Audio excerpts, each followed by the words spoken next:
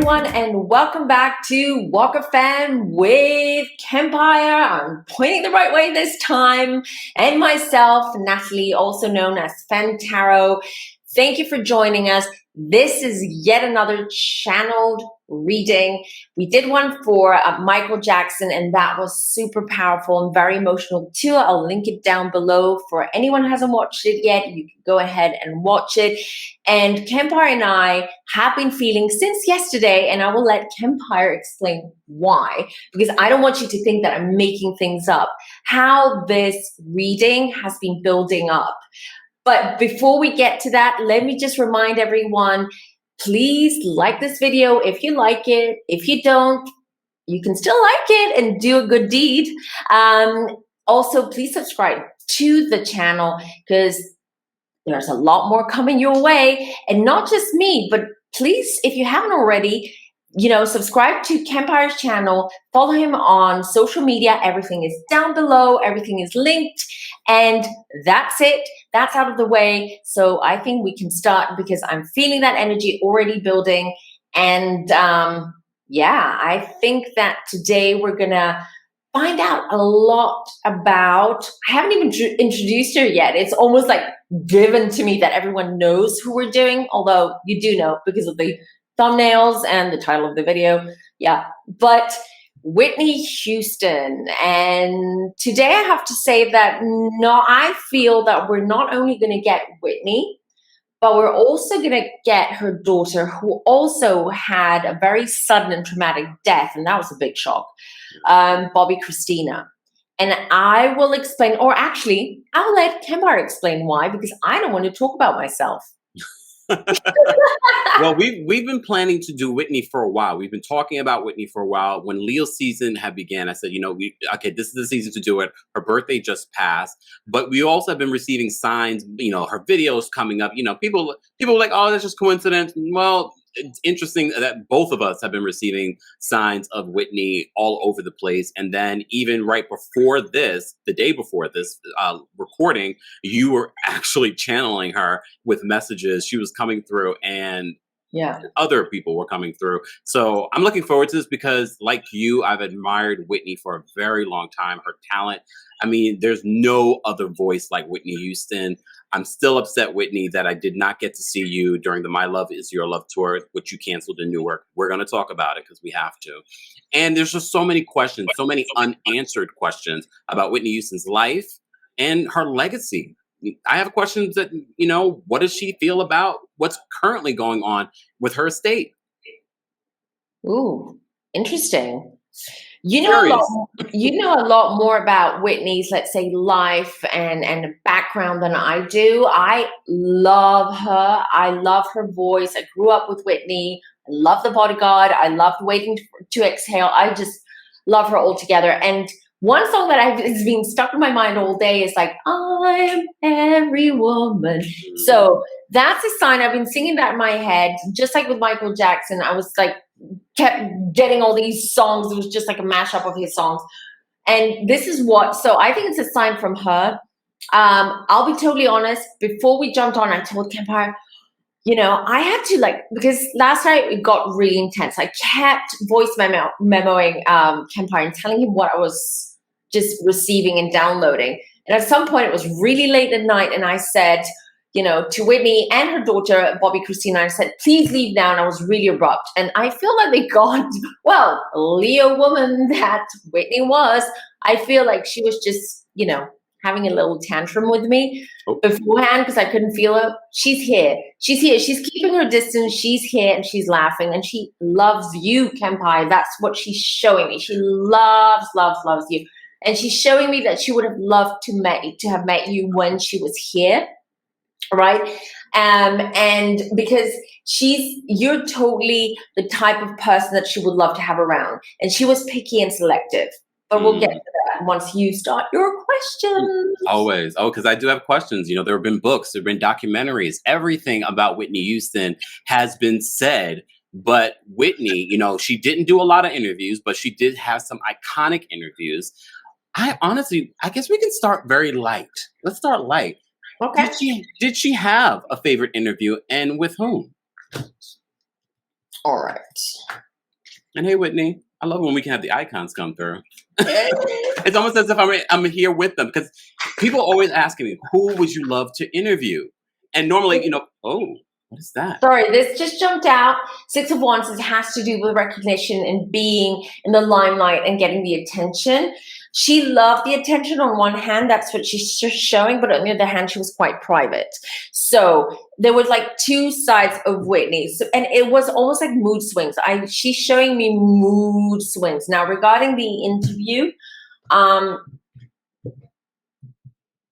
did she do, like, she's showing me something, but I can't see who the interviewer was. But it was sort of like, it was a televised, and there was a crowd. So it was in front of a live audience. Do you know what I'm talking about? Could it be, because of course, she's done so many different interviews. I have a feeling, though, it was with Whitney Houston. With Oprah Winfrey. I was going to say Oprah Winfrey too, but I wasn't sure because as I said, I can't see it. But the first thing that I saw when I was shuffling was Oprah, but I wasn't sure, 100% sure. So I wanted validation. And the Hierophant, hold on. But let me see what she's one of her last big interviews was with Oprah. And it was in front of a studio. Well, part of it was private, and then part of it was in front of a studio audience. Because I do see a studio audience. And funnily enough, was she wearing purple, just like you are? Was Oprah wearing purple? Oh, I can't remember what Oprah was wearing. I know Whitney was wearing something. It was kind of dark. It almost looked black, but it could have been a purplish. Purple was her favorite color. That's part of the reason why I wore this today. And so I can't recall. I can literally see her, but I can't recall if it was actually purple. Because I do see Oprah in purple right now. Mm-hmm. There's also she did a smaller interview way back when, and I think it was for a radio station, because she's showing me a microphone and sort of like a small room, almost, it looks like a studio. Mm-hmm. And she's taking me way back. And she said that was the most honest interview. We have to research that. No, we don't. I think I know what it is. You do? Okay. Yes. What? Can you tell us? One of Wendy Williams' most iconic interviews was with Whitney Houston. It wasn't an in-studio interview, but I know Whitney's probably showing us this because she knows I'm going to remember that it was a radio interview with Wendy Williams, but she was calling in to the radio station. It was an iconic interview. So many people quote that interview. But also we've heard that, people like Clive Davis, who guided Whitney's career, felt as if that interview was so damaging to her career and her image. But you're saying to me that Whitney felt like she was able to really speak her truth in that interview? Yeah, that's what she's showing me. She's showing that this was... Okay, now I know why she's saying that. Well, if Clive Davis, right, thought that this was damaging, was because it wasn't, so you know how they prep for interviews? So she's telling me that it's always almost before she went on shows or on interviews, that there's certain things that she was allowed to say and certain things, she had to promote, and certain things that they told her not to talk about. And this has to do with image and etc. So this one was a little bit impromptu, or it wasn't vetted. Yeah. First of all, I just want to clear something up, because I know a lot of people are like, oh, she knew about that Wendy. Hey, look at Femtaro. Femtaro was not listening to WBLS back in the day. Okay, let's just be real. Let's just be real, y'all. Now, if it was me doing the cards, I can understand. And I did not tell her anything. I never tell Femtaro my questions. This is very organic, the way that we do this. So very organic. You would not know about this interview. And to be honest, even Kempire said it would be interesting, because I want to ask a few questions about her relationship with Brandy. I know that she had a relationship with Brandy, but I do not know the backstory or the background or anything. And I told Kempire, I'm not Googling this. I don't want to go in knowing. The less I know, the better it is. The better the reading is going to be. I just want to clarify this for anyone who might. Let's be real, Femtaro, because I am a Taurus, so there's a large part of me that I love this stuff. I believe in this stuff, but there is always that small part of me. I'm just like this. Well, Fantaro, can you tell me this? Tell me this. Prove it. Prove it. There is always that questioning that I'm doing. I believe it, but I'm like you guys. I'm asking the questions that you want answered. Exactly. And to be honest, I'm like that as well. Even though I've got this gift and I'm able to do that, sometimes I'm always like I might second guess myself, but that's wrong. We shouldn't be doing this. But I do it sometimes because that's a rational mind that jumps in and wants to rationalize things and make sense of things. But with experience and with time, we learn how to really sort of have faith and trust in what we're receiving. Yep. So back to the interview, that's what she's showing. And as I said, it was because it wasn't vetted, it wasn't controlled. And she was able to be very honest at the time during that interview and show a part of her true self. Okay.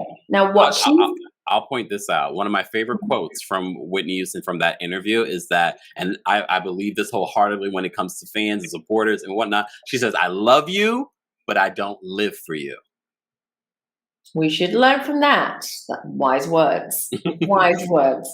And that's what I was going to say, that I feel and I see the way she's showing me things is that there were two sides of her, okay? There's this side, this glamorous, this, very the powerful voice, the powerful presence of Whitney Houston on stage and off stage when she was around people. But there was also a very private side of her, a very almost dark, she's showing me. And it isn't just, I'm not just talking about, the last years of her life or during those years where she was married with Bobby, and things just, they were a train wreck, both of them. She's saying way before that, she always had that dark side. Can you remind me and remind everyone her planets, like her star sign and her ascendant and moon? Yes. So Whitney, her sun sign is Leo. Her moon sign is Aries, 2 fire signs, and her ascendant or rising is Pisces. Pisces, they can go dark. With Pisces, I was explaining to Kempire before we jumped on, because he did tell me about her sun sign and her moon sign.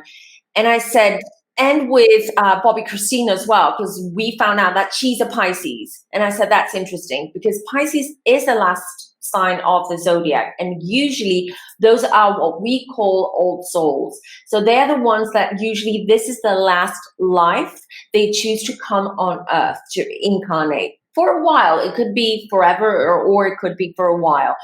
And usually these people have very sudden, unexpected deaths. Could be very early on in life, could be suddenly something traumatic, freak accident, stuff like that. And then as soon as you said moon, right? In Pisces, it was like, that explains it. And that explains moon in Aries. Sorry.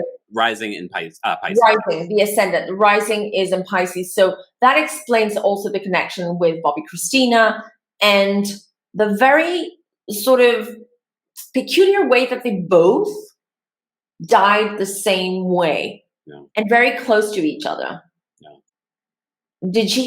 So she's showing me an older woman. I'm not sure if it's her mom or like an aunt that took on the role of mom when she was younger. Do you know who I'm talking about? She shaped her. Not professionally, but I mean as a woman, as a person. It could be a couple of different people. I mean, a lot of people always assume that she had a really close relationship with her mom. There were rumors based on these documentaries that came out that she had been, abused by one of her aunts, allegedly. That's where I'm getting to. Okay. That's why she's showing me, because this is the dark side and this is the side that she wanted hidden. Okay. But things came out.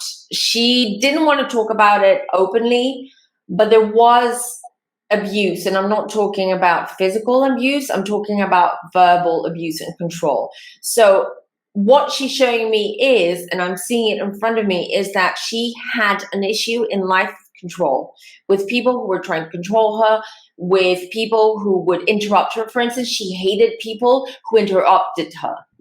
When she spoke, she wanted everyone to be quiet and to listen, to really listen. So I'm sure people who worked with her will validate this, because that's what she's saying. So I really trust what she's showing me and saying. So people who worked for her were very quiet around her. They would give her the room and space for her to express herself, because she would snap.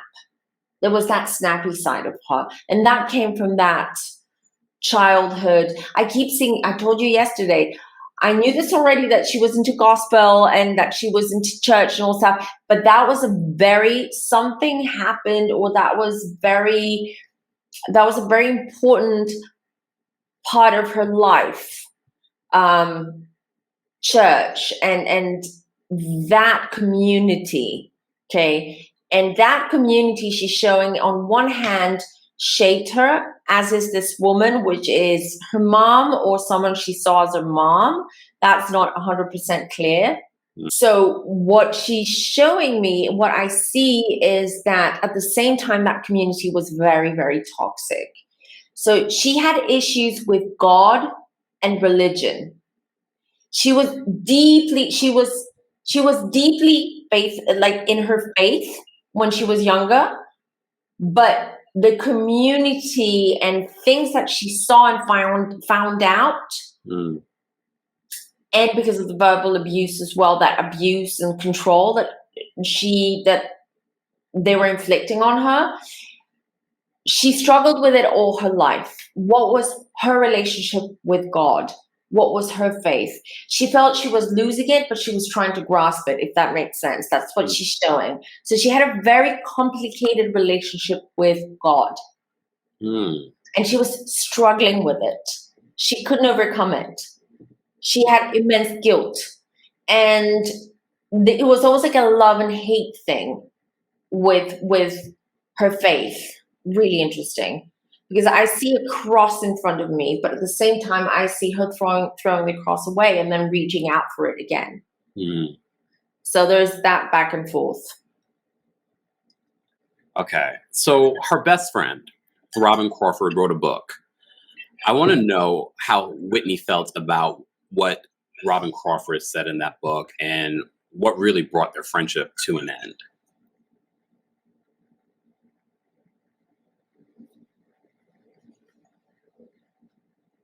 That's a touchy subject. She says, I forgive her. So I see forgiveness now from the other side, because she knows that someone else was behind that. Someone else was behind that. So behind the book? Behind the book, the action, the fact that this information came out, that this was, because it all happened behind her back. And the excuse that everyone gives her always was that, I feel that people were people who were close to her or worked for her were intimidated by her. That's what I kind of feel. Because she had a very powerful presence and energy about her. And she could be snappy, you know. I mean, she's a Leo. She's a Leo, but there are Leos and Leos. There are Leos that can be very charming and smooth talking, and but she was. But she's also an Aries. Oh, good point. Good point. She has the Aries moon, that bossy Aries. Good point. Exactly. So she says that she understands why people acted the way they did around her, and sometimes they would keep things from her because they didn't want to sort of like be in the brunt of her anger or her snappiness or anything like that. So she says she kind of feels bad for Robin. Did you say her name is Robin? Because in one sense it wasn't out of spite or out of hate or anything like that. It was almost like it was an ego thing. It's like, someone asked her to, there was money involved. There was, clout as well. So a little bit like clout chasing. And so she says, now I see why she did it. Because Robin, I don't know her background. I have no idea who this person is.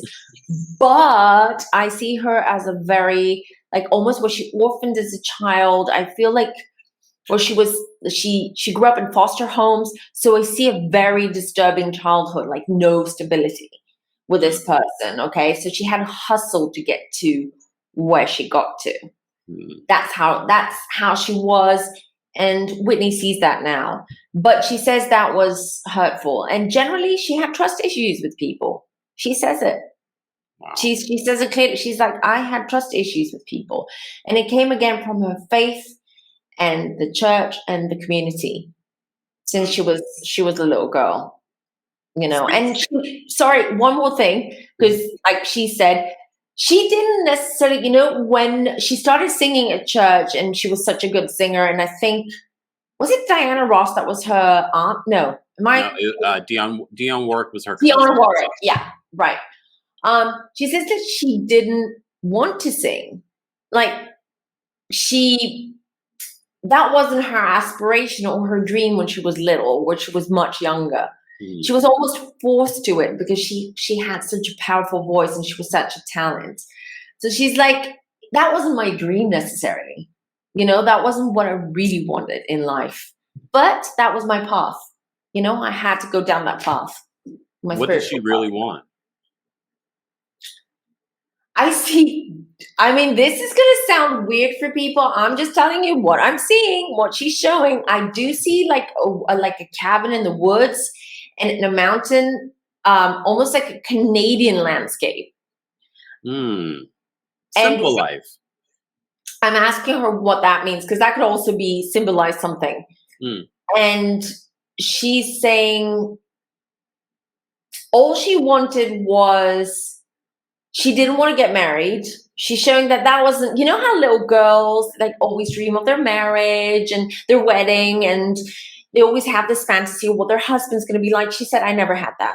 Never. It wasn't in my, so it wasn't like she wanted to get married, but what she wanted, and she's confusing me now.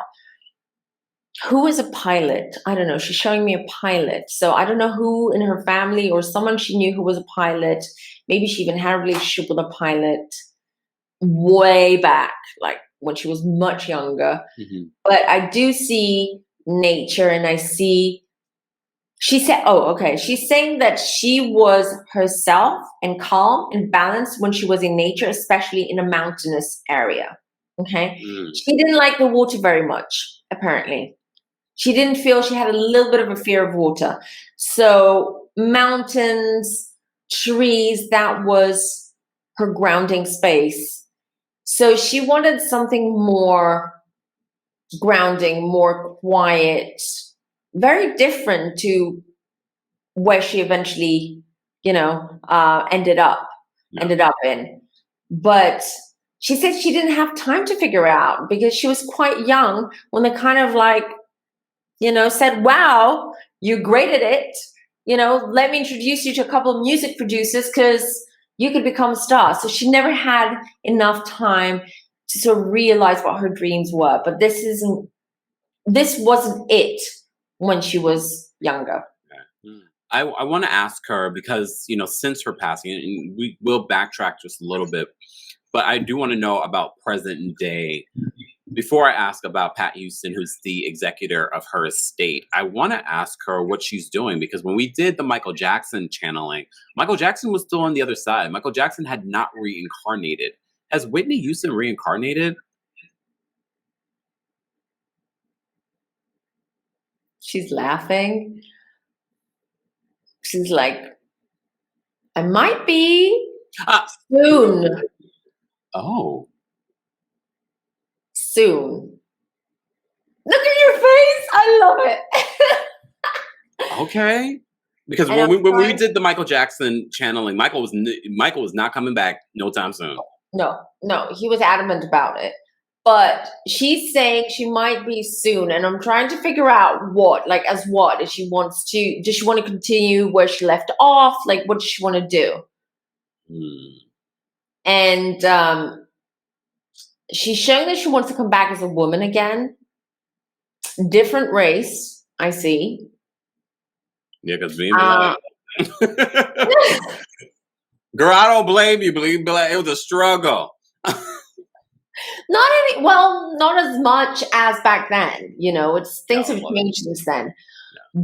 But she's showing me different race, a woman, but she's not giving me any more information. It's almost like I can see that information, but she's blocking it. So I'm trying really hard to see what it is. And she says that she won't be as famous as she was, but we will hear from her again when she comes back, but in a different way, very different way. This time she's going to change things around a lot. And I'm trying to find out when that's going to be. I get a 2 and a 2, so I get 22. What's the significance? So it could be 22 years, but that's not a lot on the other side, by the way. You know, we're dog years compared to there. I mean, my biggest concern is when she comes back, will she have that voice? That voice is what's missing. No, she's saying no. Oh, damn. No. I know the voice probably was a burden. Did she feel like the voice was a burden? She says she appreciates the gift. She really does. She feels blessed. But she says, and that's why she exited. We'll get to that. I think we'll get to the death part and what happened. But she's showing that in a way her voice is like, it didn't get her to where she wanted to be spiritually.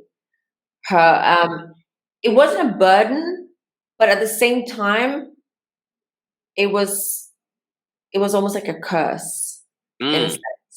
Like having a great voice and being famous, but at the same time in her personal life and the people around her, there was always something. She was hard hit in every aspect of her life, every other aspect of her life.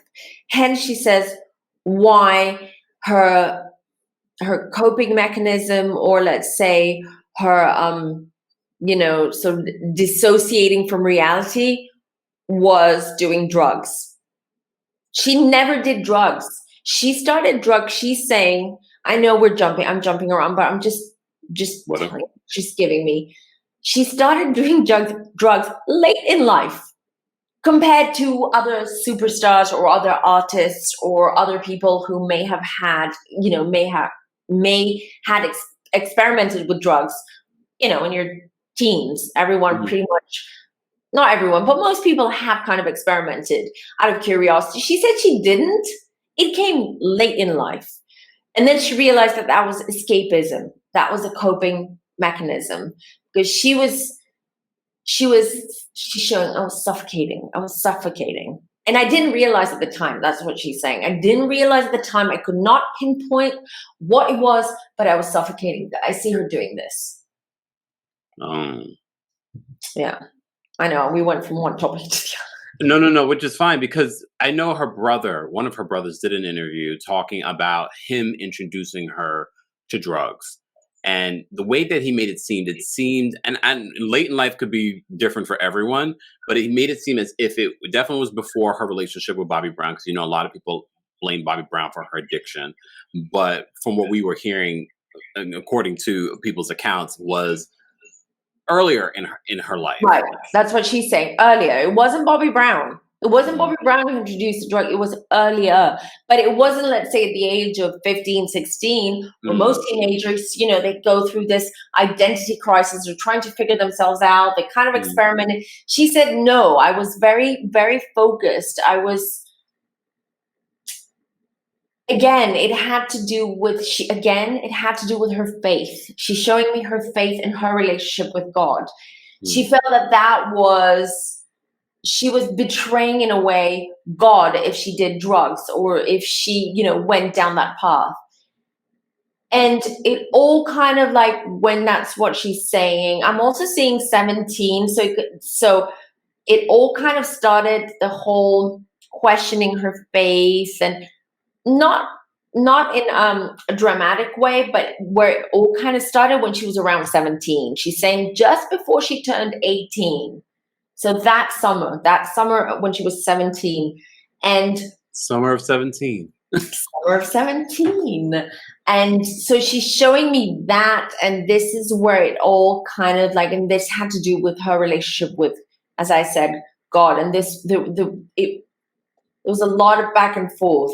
And in the end, when she was 28, I'm seeing a 28, but guys, I could be slightly wrong, okay, because I'm getting so much information and I want to let it all out and get it all out. So I could be wrong with my numbers. But so around the age of 28 is when she had a fallout with God. And that's when she started changing. Her personality started changing. Her needs started changing. She started doing things that were out of character, in a sense. Okay? And that she started sort of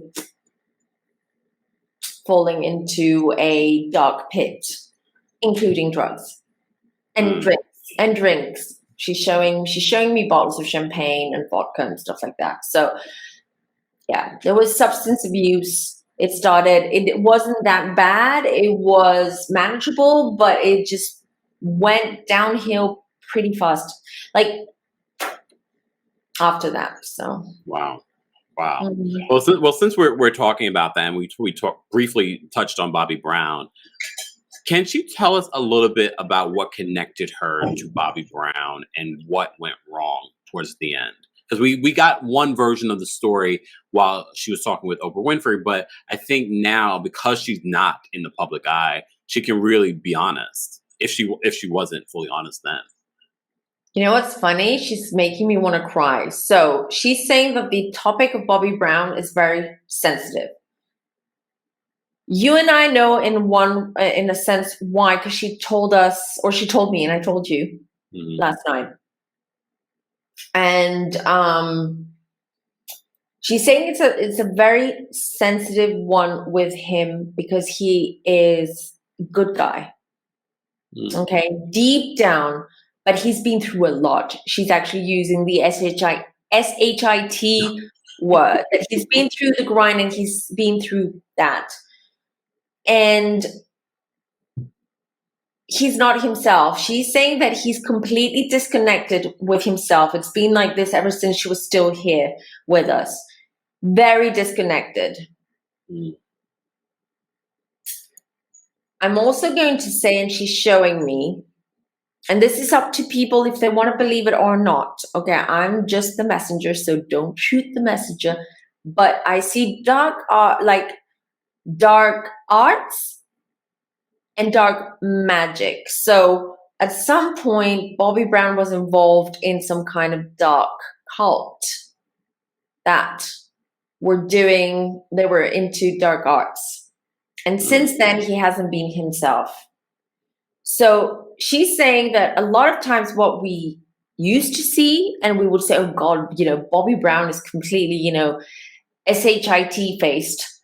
And, this is embarrassing for him. She said it wasn't necessarily that he was high or that, he was so out of it, but he was very disconnected spiritually with his body, with himself. He was very lost. And this is the case. I'm going to put it out there. And then I'll decide if I'm going to keep it. But the feeling I was getting last night, and I'm still getting it, is that he is on his way out. Okay. And we'll hear about it pretty soon. He's already sort of checked out, in a sense, spiritually. He might be here, he might be talking, he might be all right, he might be going on with his life, but spiritually he's not here. He's on the other side, because she's showing me Bobby Brown there with her.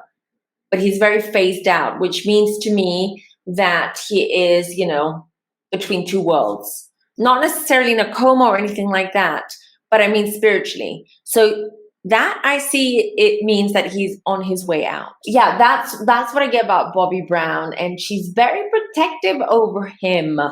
Very protective.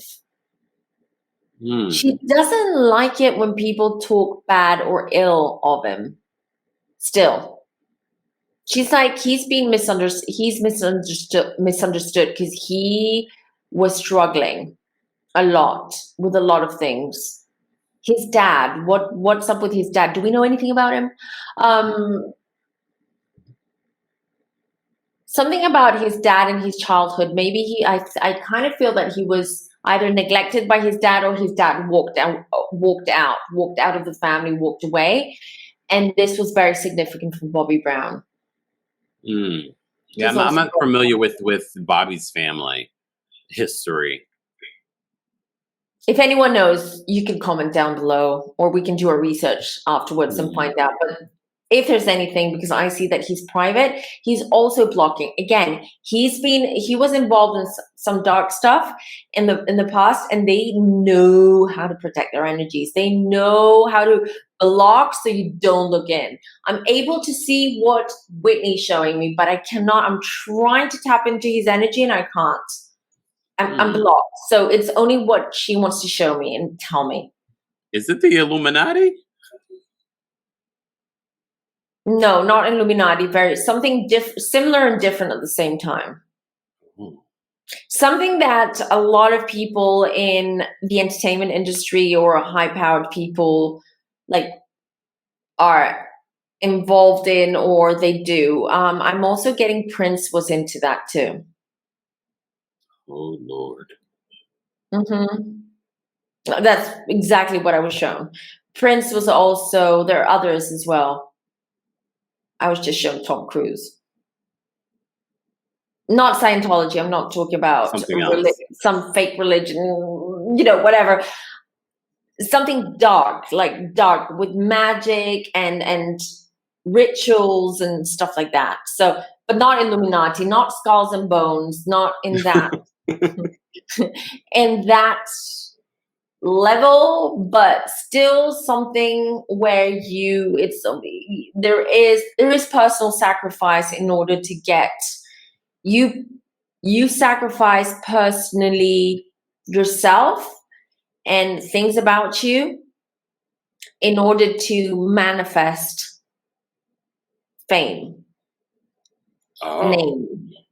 So what people have been speculating for years, I know we love to call it the Illuminati, but there's something out there that people are getting involved in. Specifically, you're talking about the entertainment industry, that there is this dark practice. Oh, damn, we might need to stop talking.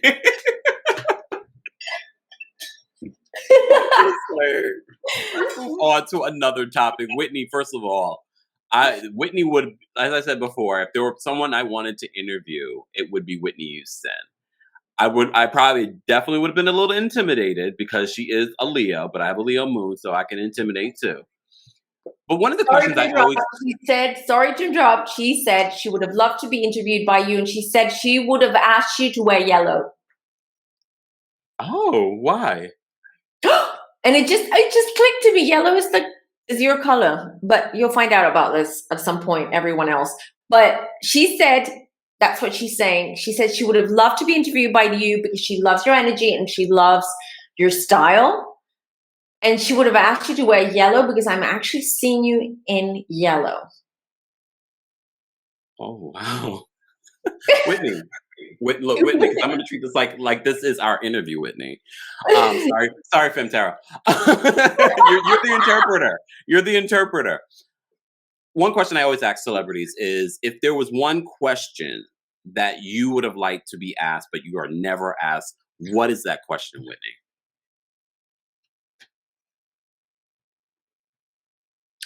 If you could change it, she would have loved to gotten that answer. If you could change anything in your life right now, what would it be and why? Because she said no one asked her about her needs, about her feelings. It was always asking her about her career, about the people who she was involved with, the people who were around her, about drama, about all that. No one really, really asked her about her, her emotions, her needs, where she's at that point. But she's like, I understand that's how the industry works, But she's saying, I would have loved right now. She said there are a lot of podcasters, YouTubers like you, Kempire. That's what she's saying, that, they don't think that way. This is not, they're not mainstream in the sense that you ask and you do what network wants. So she said if she was here with us now and she was healthy, she is emphasizing that. She's saying she wouldn't give any more interviews to big networks and big interviewers and stuff like that. She would choose people like you or, popular podcasts, or she would be I said this in the beginning, she's very selective. She's a very selective person. And unfortunately, she didn't get the chance in her professional life to have that power always to, and she's saying she was quite intuitive as well. But Pisces does, what is it? Pisces ascendings. She was struggling with that too, she says, because of her faith, because it goes contra to her faith, believing in what, for instance, I do, and intuition and spiritualism in this sense. So there was a struggle there, but she said she was highly intuitive, highly. And I feel that, I sense that about her. But she was kind of blocking it, and it was just, again, it was a struggle. She was going against it. Who was Whitney's real friends in this life before she met? Because we assumed who Whitney's friends were. Like, did she have someone or someones that she could, be real with? Because I always heard that she was a really great friend behind the scenes, that she was just really down to earth person. Yeah, but she says she had trust issues, and for some reason I'm getting the name Sammy or Samantha. That's the only name popped up as soon as you asked the question. Samantha or Sammy. She had trust issues. Who was this Samantha? I think she's blonde. Not I think, because I see a blonde lady, so I'm not sure if that's Samantha or the blonde lady I'm seeing is someone else kind of related. She wishes that her relationship and the dynamic in her family was different. And I don't mean her family, I mean her extended family. Because she was very much about family, very loyal. She was very loyal person, but she did have trust issues. So she was very giving, but she did it. But usually because she had trust issues, she wasn't expecting to get that kind of treatment back or that generosity back. She was also very generous. She's showing me charity, so I'm not 100% sure what she's trying to say, but I feel from what I'm seeing right now that she also donated to charity, on the down low. So it was she didn't want that to be made public. She had a sensitivity. What would Whitney consider her lowest point in this life?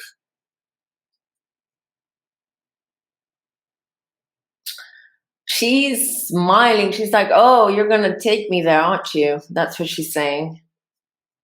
I'm like, yeah, he's gonna take you there. That's Kempire.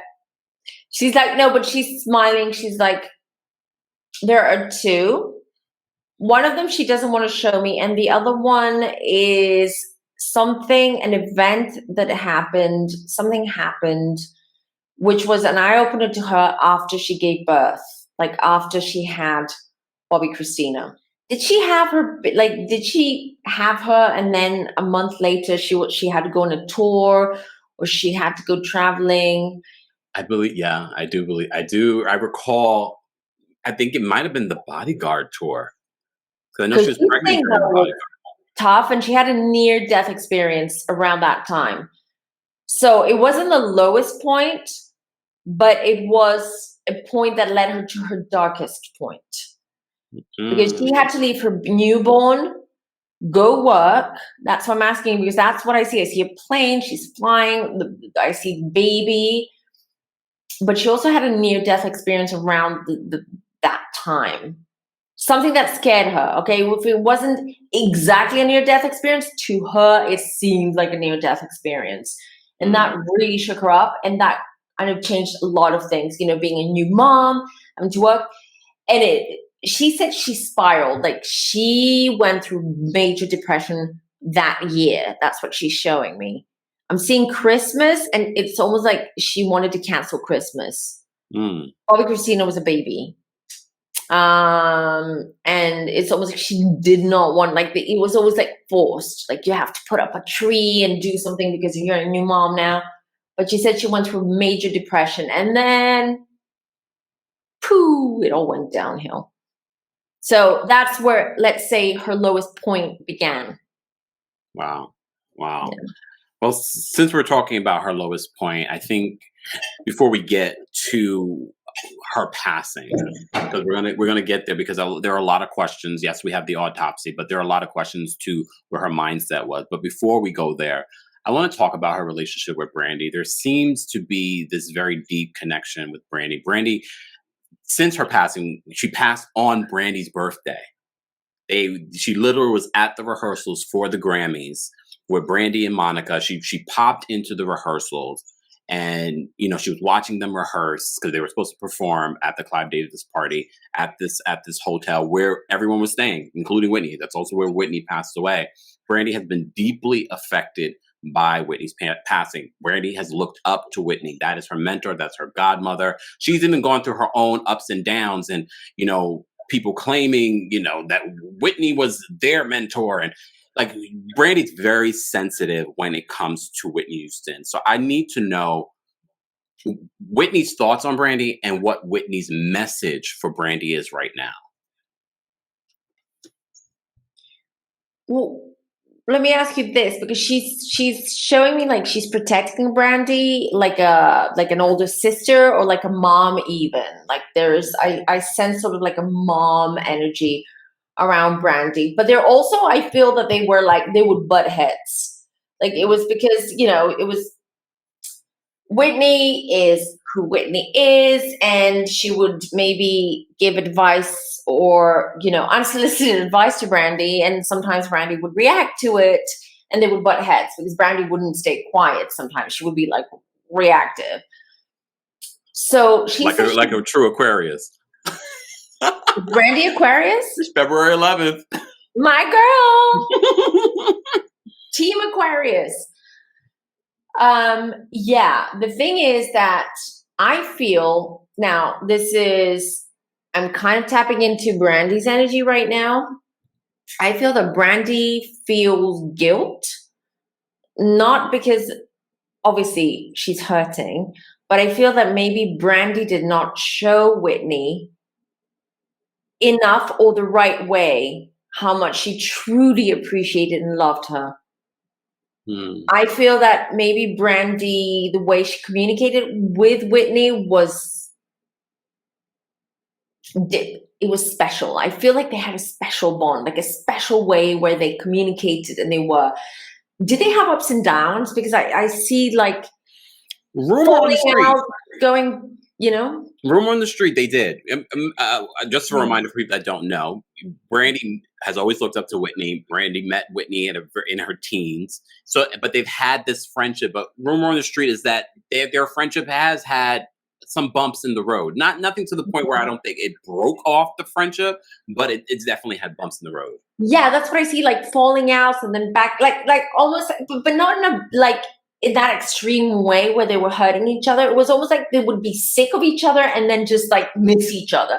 So they would it was just that, and that was a communication, I feel, breakdown between them. And I feel that this is what Brandy is feeling, because she never had closure. She never had that chance to show or tell Whitney that she loves her, because I feel sisterly love between them, like older and younger sister. And Whitney would be more, sometimes would be a little bit like a smothering mom to Brandy, and she would react. She would, Aquarians as well, they're like, as soon as they feel pressure or they feel a little bit tied down, they were like, no, I'm going to run the other way. But so I just see that. But Whitney,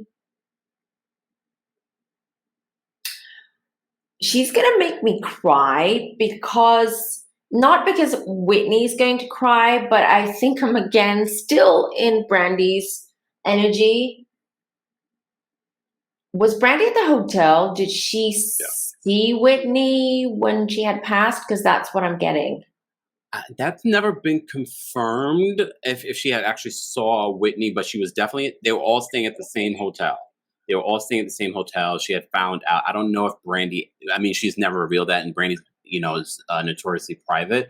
She's never revealed if she's actually saw Whitney. I don't know. She was at the door. I see it. She was at the door. She wanted to go in the room to the bathroom. She wasn't allowed by security and people that were there.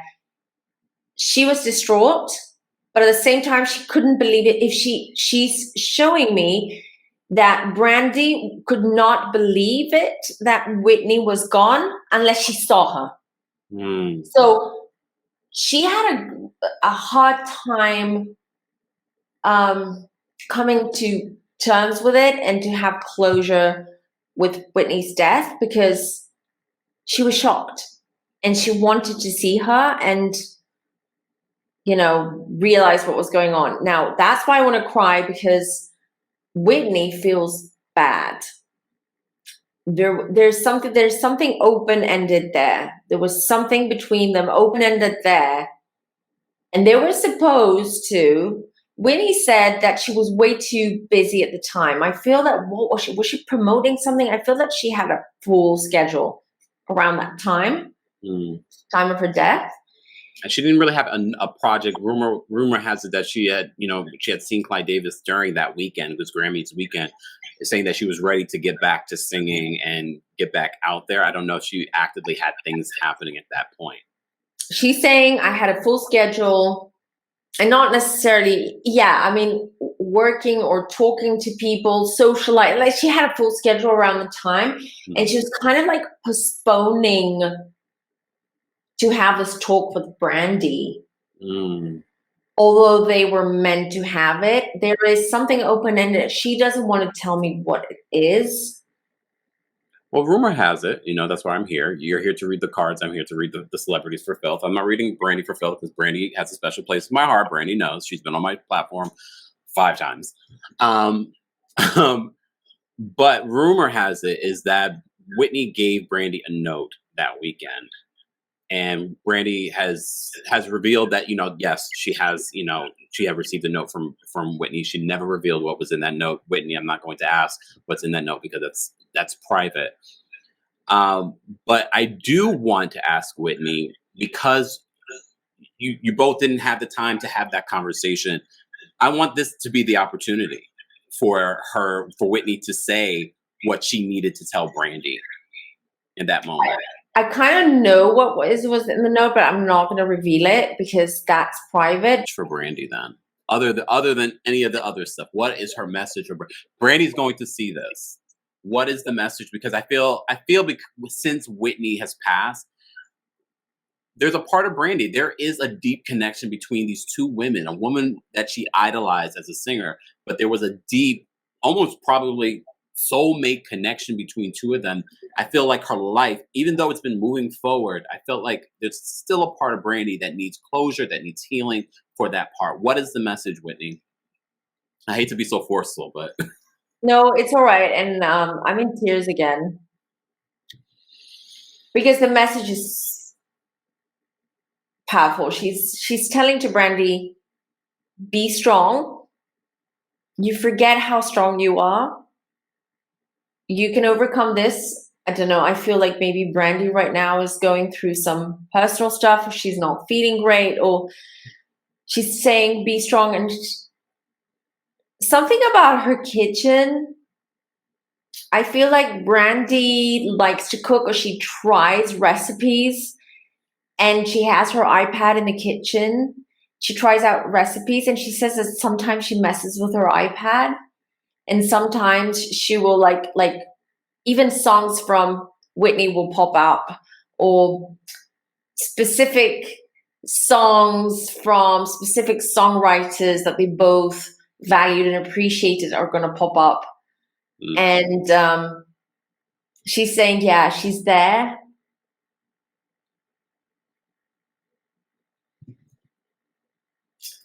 And Whitney's like, I don't like crying, because this is Whitney now, what I'm getting. She's sometimes she says that maybe she gave too much tough love to Brandy, and Brandy wouldn't get it. She wouldn't get why, or, you know, where that was coming from.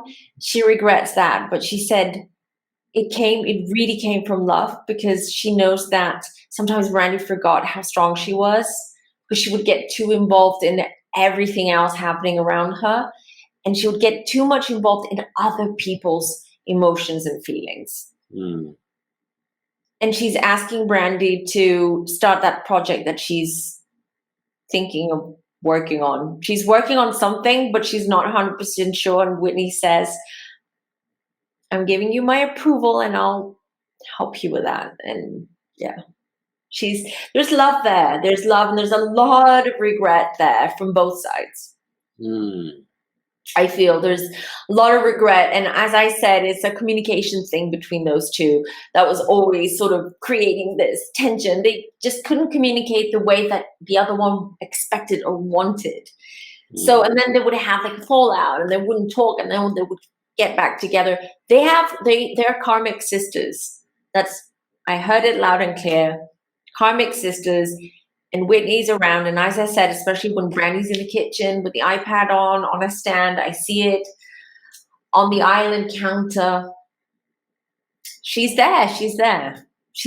And Whitney also regrets one other thing. She said towards the end, when she was really sort of messed up from all the substances and her own depression and her own struggles,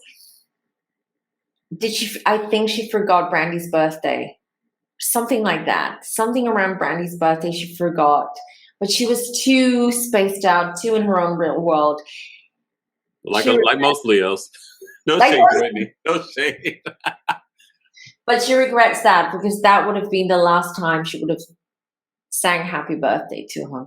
And she passed on Brandy's birthday. So. Because we're talking about her passing, Whitney, we have to go there. I want to know what happened. I need my crystal for this.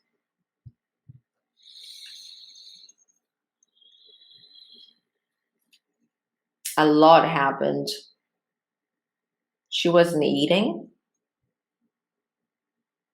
I see something, and she's showing me something in her stomach, or in her, I'm not sure if it's stomach or belly area, but this area, right above the belly button.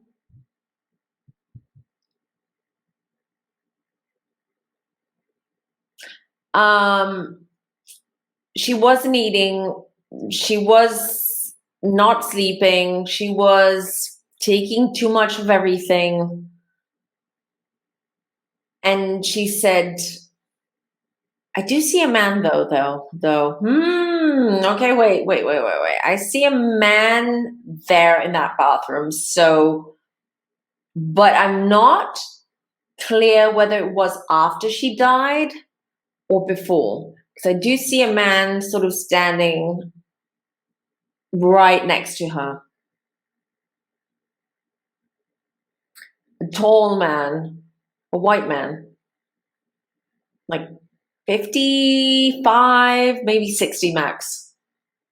But I can't really tell, because he's got a little bit like salt and pepper hair. So that could be misleading if he's a bit younger. I'm asking her if there's foul play. You know, could be. She's like, yeah, there is, but from her side. from her side. I don't want to put it out there, but she's showing me. I know I'm gonna get backlash because, anyways, if you're not a believer, you're gonna find things to say. It's almost like she wanted to go. It's almost like she was in not in a good shape. She was very frail. She wasn't eating. She hadn't eaten in 3 days, like really like proper food. She was drinking. She was dehydrated, but it was almost like that was those were suicidal actions, almost like she wanted to go. Do you know what I mean? Yeah. What I'm trying to say? Yeah. Like, she didn't per se that day say, I'm gonna overdose. No. But it was self-destructive behavior because she wanted to go. She wanted out. So she was doing it in that way. No. So she's like, if it happens or when it happens, but I'm going to push it to the limit. And that's what happened. She's like, that's the foul play, that she's the foul play. But there was someone there, someone who tried, he was shocked. I feel someone who's totally shocked. Like, they're like shell shocked, like almost like not believing that she's going or gone, you know? Yeah. And I do see like she dropped underwater as she was passing out, as she was losing consciousness, and her mouth was like, her nose and her mouth were barely on the surface of the water, and she said she was gone by that point. They tried. This guy called for help. They tried. Too late. It wasn't happening. She was gone.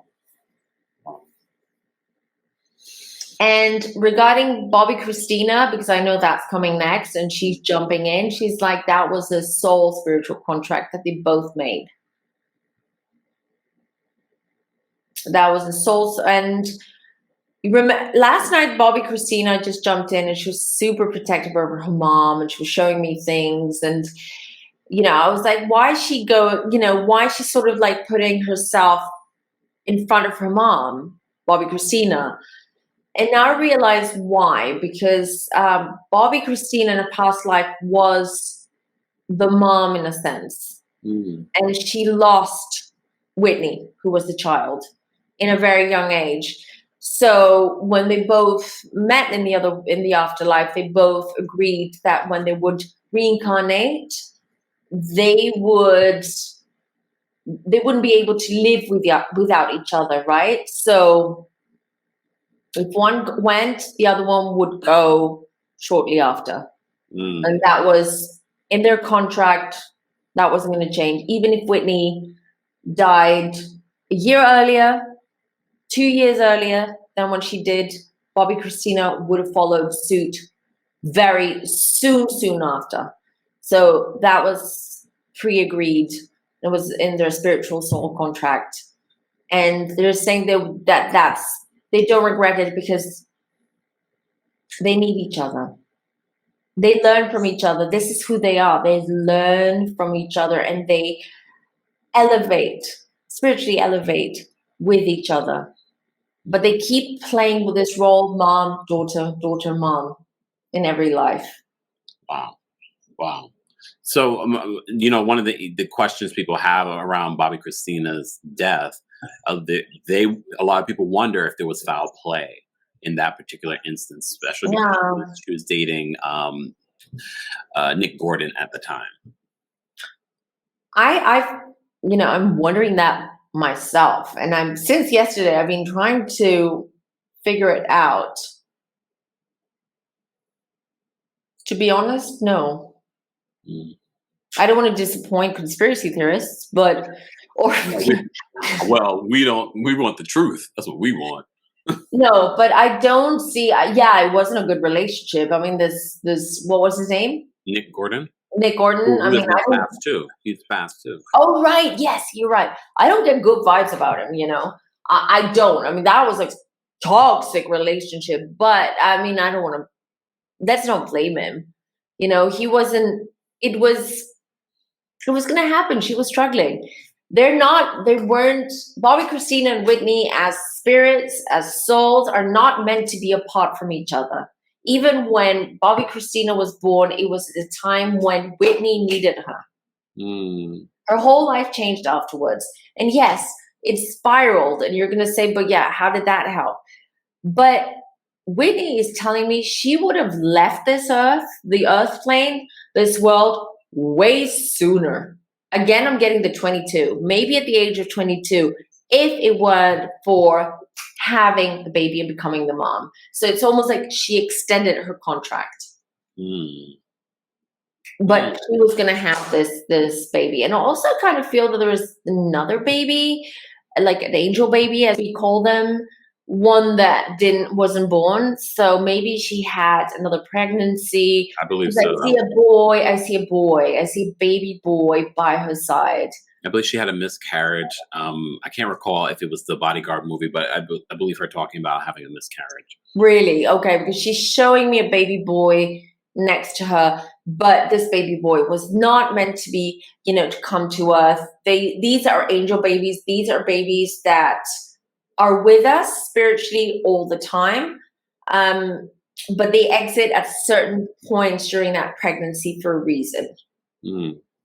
And yeah, she's very this boy's with her, and she showed me that he's never gonna reincarnate.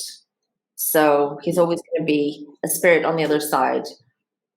Okay, I only have one more question because we've covered a lot. We've covered a lot at this point. Whitney, the voice, the legacy, a powerhouse, someone that we will never, ever forget. Her voice will live on through her music. For people like us that are up and coming in this sphere of entertainment, in this sphere of giving of ourselves to the world in the way that what is the lesson that she can give us? What is the advice that she can give us? I'll pull a card for that because that's what she's saying. Oh, because, and when I say us, I mean anyone that's a creator, anyone that's a singer, anyone that's, entering this world of fame. I mean, I kind of wish I asked Michael that. Michael, you around? Oh. So, Lover's card. Do what you do with love, out of love, and not out of greed. The Lover's card is just try to bring the world together. She's telling me that the world right now is dichotomized in a very bad way. I've been saying this for a long time. There is a transition. Things are changing. The collective is changing, but the collective needs help. And she's saying that right now, what we have to do is come together, do what you do with love, out of love, and try to bring your following, the people who want to listen, to teach them about love and help them how to heal and help the world right now. That's exactly what she's saying. I'm going to pull one more card because she's asking me to. Okay, Whitney, anything you want. Oh, sidebar, Whitney, why did you cancel your Newark show? That was the one and only time I was going to get to see you, and you canceled. Sorry. It's all right? But Page of Pentacles, it's about learning how to ground ourselves. And also she's saying, this is a collective message she's giving me, just like Michael just gave us. She's saying that what we need to learn now is how to use the resources that Mother Earth has to give us, because things are changing. And again, she's like, technology, I told you I don't like technology. She's like, technology is useful, but it's also used in a very low vibration and negative way. So she's saying we all have to sort of connect with Mother Earth, ground ourselves, and use the resources that we have. Yeah. And learn from it. Be open to learn. Be open to anything that comes our way. And this is up to you, Kempire, us as content creators, anyone who has a voice and has a following, for us to lead by example. That's what she wants. Because she's like, it's gotten to a point where you have two sides. You have, let's say, the light and the dark, and you have content creators like ourselves who are very spiritually connected, and you know, our content comes out of love, and we want to connect our community, and we want to build a loving community. And then there are content creators, or you know, artists or journalists, presenters out there who do it out of greed, out of selfish reasons, and they don't have the collective, you know, their higher purpose is not about helping the collective or bringing people together. It's about basically, you know, splitting everyone apart and creating tensions and dichotomy and negativity in the world. So that's her message. She still didn't respond to my question about the Newark show that she canceled years ago. She's laughing. She's like, that was business. That was like a business decision and not even hers.